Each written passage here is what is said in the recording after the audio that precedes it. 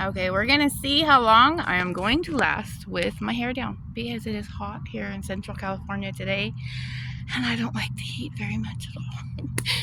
So today I thought that I would talk about some of my medical stuff and see if anybody else has any idea. You know, I've gotten a couple diagnoses over the years, but I am curious if anybody sees this and they have any idea what could be the deeper root thing going on, because right now I'm just going to say, okay, my main diagnoses are fibromyalgia and undifferentiated connective tissue disease. So it started back in 2012. I had a baby in 2011. He grew and then had a baby July 2011. December, I had appendicitis. So they put one of those metal clips in, titanium, and every research I've done, it says, well, they're not allergenic or whatever, and that your body shouldn't react to them. But I'm going to tell you, so fast forward a few months, I think it was like February or March of 2012, 2012, I started having pain. And it didn't start like bam all of a sudden right away. It was, I'd wake up in the morning and it'd be hard to walk on my feet, muscle aches in my legs, and it would be worse before, my time of the month. But I went to a doctor and I was telling him, I had depression also. So I'd been diagnosed with postpartum depression. I don't think at the point when I first went to the doctor, but in that whole initial going to the doctor and everybody, I was diagnosed with postpartum depression. But it was like the pain started getting more and more, and I'm still working at this point, more and more depression, the anxiety. I had a newborn. And the thing is, I was working 10-hour days, 4 days a week, but I would go to sleep, 10 o'clock. I'd have to get up 4:30. And my son grew so fast that he would be waking up, 4 or 5 times a night, every single night. So I didn't really get very good sleep. And I know that also played a part in my medical stuff. So steadily, progressively getting worse and worse. Then the lack of energy. Then, feeling like you feel like you got the flu all the time. Like sometimes at different degrees. Sometimes it's way worse. Sometimes it's less. No energy. Just really. There's days like even now, like because progressively it got worse, but feeling like I'm dying. Like I'm like, am I dying? Like, I feel like it. I feel like I'm at death's door. It's so bad. But, so it progressively got worse. The other thing that's interesting to note that started with one of my symptoms was sore throats. Not bad enough that I had to go to the hospital or the doctor to get anything, but sore throats. A few days here and there, like I might say once a month, but it was random. But it was periodically and random. Not too far apart, not too close together, but sore throats were one of them. And then, of course, different varying degrees of pain. Somebody touches you, it hurts. I had some of the tender points. I was basically diagnosed with fibromyalgia very quickly. Another thing, like my platelets were really high during that time. My inflammatory markers, my dsDNA was indeterminate, and it's like every test up until one of the tests, it's been, my arm's already tired, indeterminate. But when I got diagnosed with the mixed connective tissue disease, my dsDNA was positive, plus all my other symptoms. Now, this is the other thing that happens. This is the one, well, there's a couple to put together, but my blood work, my levels alternate. And I think that has something to do with my bone marrow. I think there's some kind of thing going on. Not 100% sure, but it is my red blood cells and my hemoglobin. So I'll be anemic. And they did all the anti-ferrin tests, everything. It's not iron-based anemia, but it's happened enough that it's intermittent anemia. So then also my neutrophils drop. My total lymphs will be high. There's another one. If I can remember it, my brain. Oh, my platelets. So at the beginning, I seen high platelets.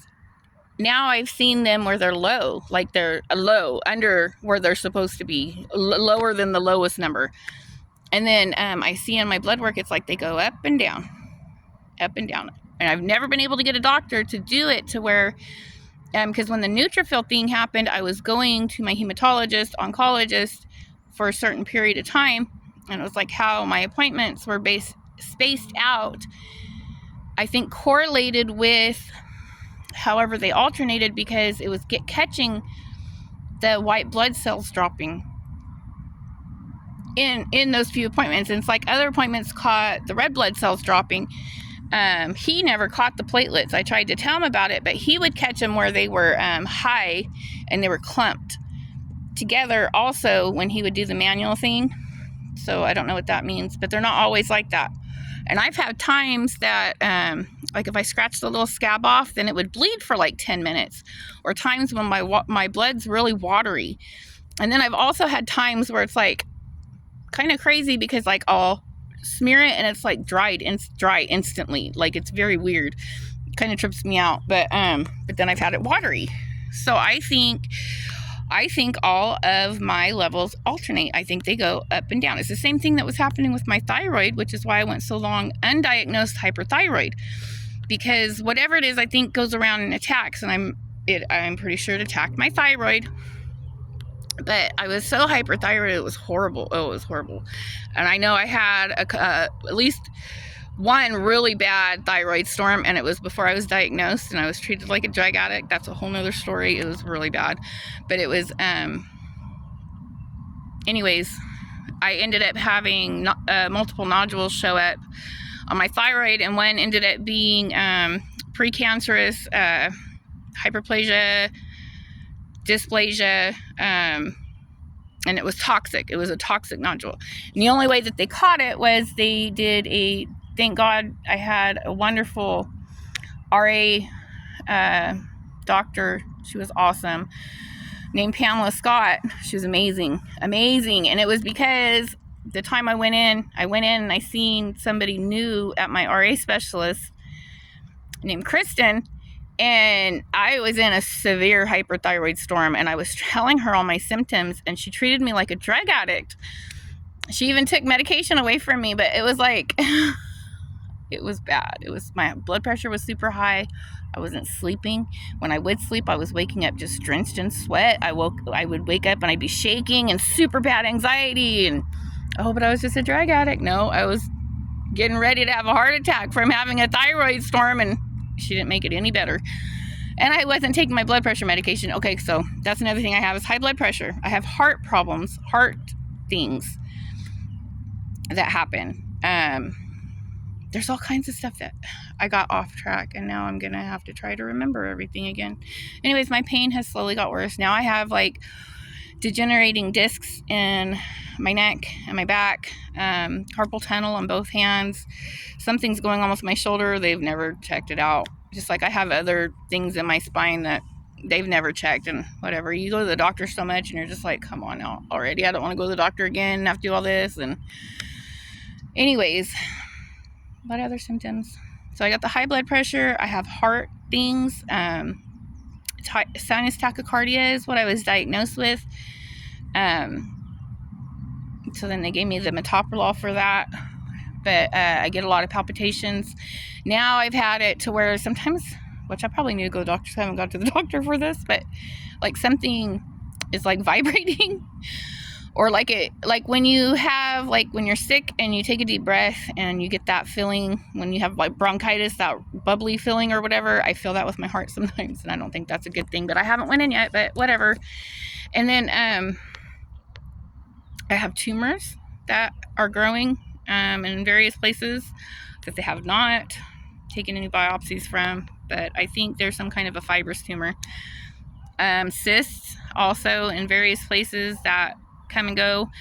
I said the carpal tunnel, psoriasis, and I've always had endometriosis. And the heart thing, I've always had something with my heart. Like even when I was like 20, I was going to the ER with my heart because, however, it was beating and the palpitations and like not good things.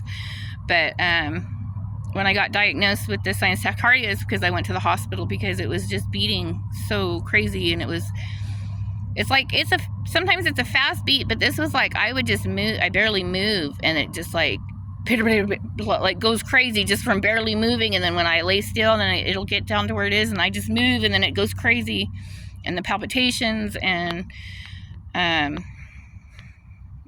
now I have periods of time. It's if when I'm sitting a certain way, I'll get the feeling like I'm gonna pass out, and that happens sometimes. But specifically, the most when it happens is when I'm sitting a certain way, kind of lean forward, and even when I stand up and I kind of bend forward a little bit and stand up, it happens.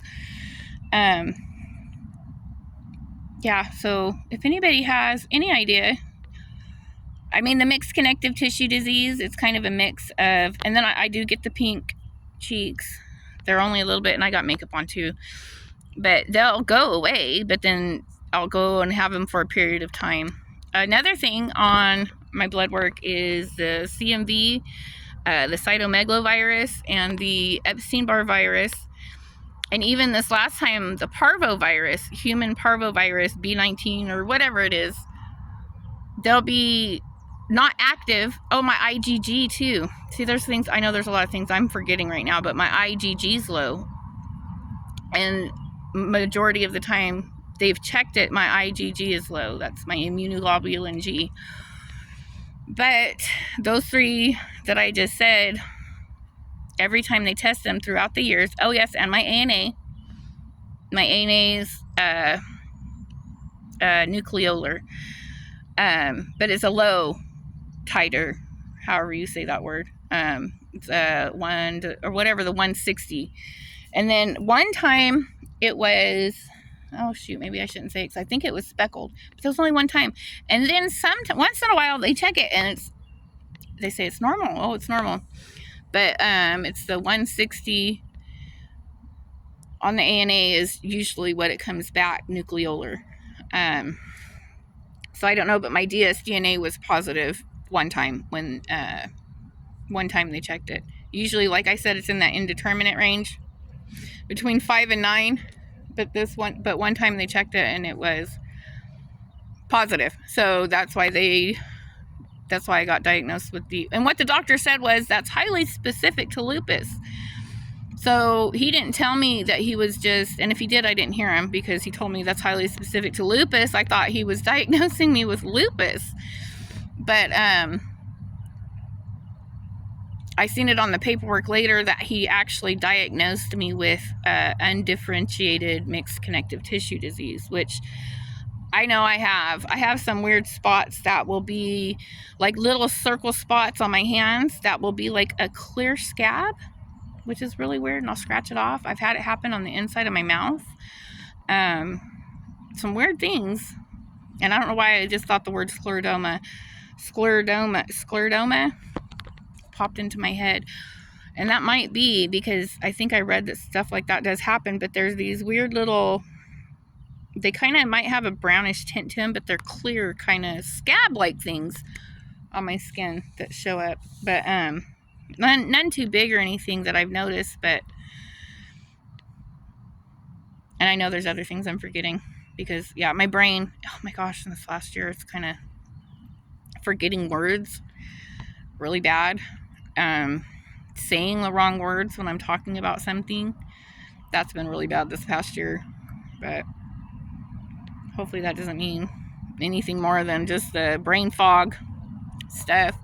Yes, and then the depression and the anxiety, but I have God and he helps me, so he's the only thing that helps it.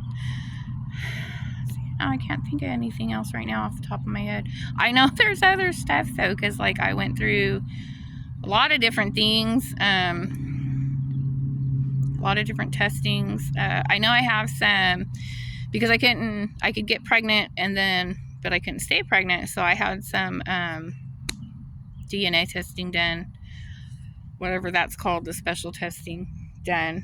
And there was a couple things that came back on that as it relates to like blood clotting things and stuff. But yeah, that's my main thing is the alternating blood work. It's very, and then the tumors. Like I have the tumors and the cysts, the blood work that alternates. And I haven't got a doctor because I had my one doctor, it was because of my thyroid and because of some of the weird stuff I'd seen on my blood work, that I went to him because of, they took half my thyroid out. Thankfully, it was just half.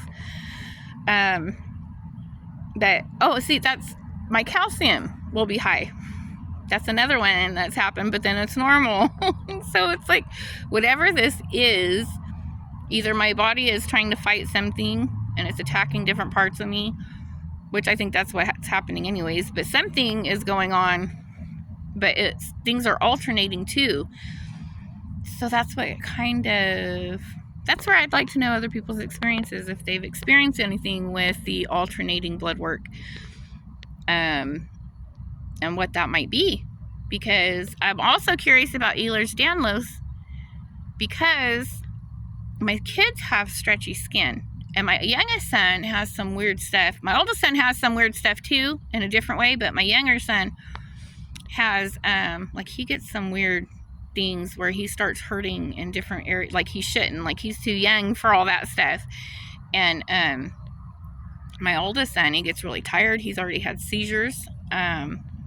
He had white blood cells in his spinal fluid, but he didn't have anything, what's that stuff called, meningitis. He didn't have that, but he had been over drinking water and exercising, and it dropped some of his electrolytes, even though they said they weren't like low enough to cause a seizure, but he had seizures. It's very scary, but he had white blood cells elevated in his spinal fluid.